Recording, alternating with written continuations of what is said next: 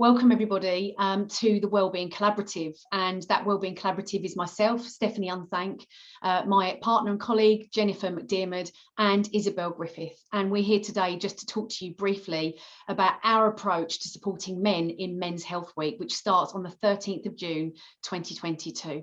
So I'm going to hand over to Jen. She's going to talk to you a little bit about our topics of discussion. Thanks, Steph. So when we were talking about Men's Health Week and what we're going to do to support Men's Health Week, we've chosen the topic of looking at hormone health for men. Research shows over and over again how crucial hormone health is for men's overall well-being, physical and emotional. But research is showing more and more how imbalanced hormone levels can become. If we take one research, for example, the Mental Health Foundation did a huge population study talking to 100,000 men about their levels of stress.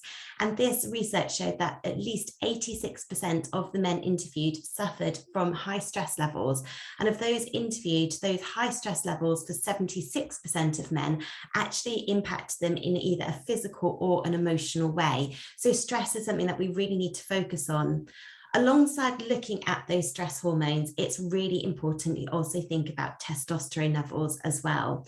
Now, testosterone is really important for overall health and well-being, but from the age of 40, testosterone levels will naturally start to decline, and that decline will carry on increasing as your age increases.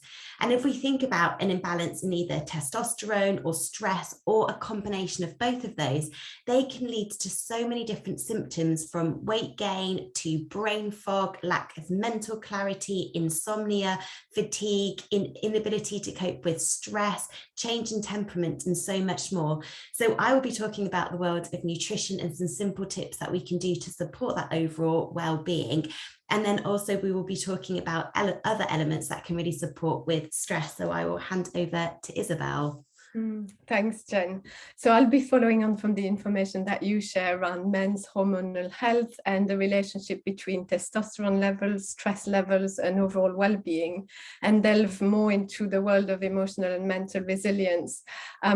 Particularly, we'll be looking at the inner narrative that's so often part of men's conditioning, and that's this inner narrative of be strong, which can be so damaging. So we look at how damaging this actually is, the difference between being strong and being resilient, what resilience actually is, and the neuroscience behind it, the impact that the past couple of years have had on our collective resilience and our individual resilience, and then practical ways to prevent burnout, to cultivate that emotional and mental resilience as part of a strategy for our overall well-being.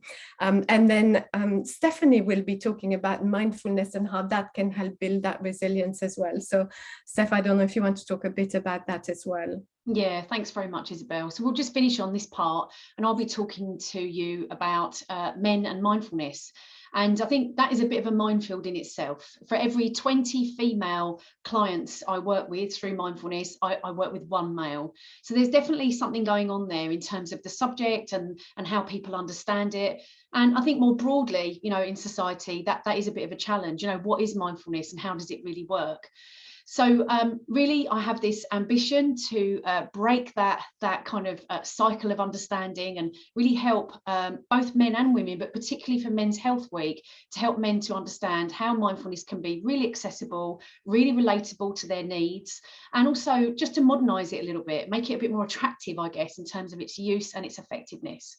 So in conjunction with everything that Jen's talked about and everything that Isabel's talked about today, the three of us will come together and really explore men's hormone health and supporting men in terms of helping them to find better ways to cope and build resilience. So we look forward to speaking to you, and please read the text in line with this vlog, and reach out to us to talk to us about making a booking in Men's Health Week for this fantastic opportunity where we'll educate, develop and engage your colleagues across your organisation.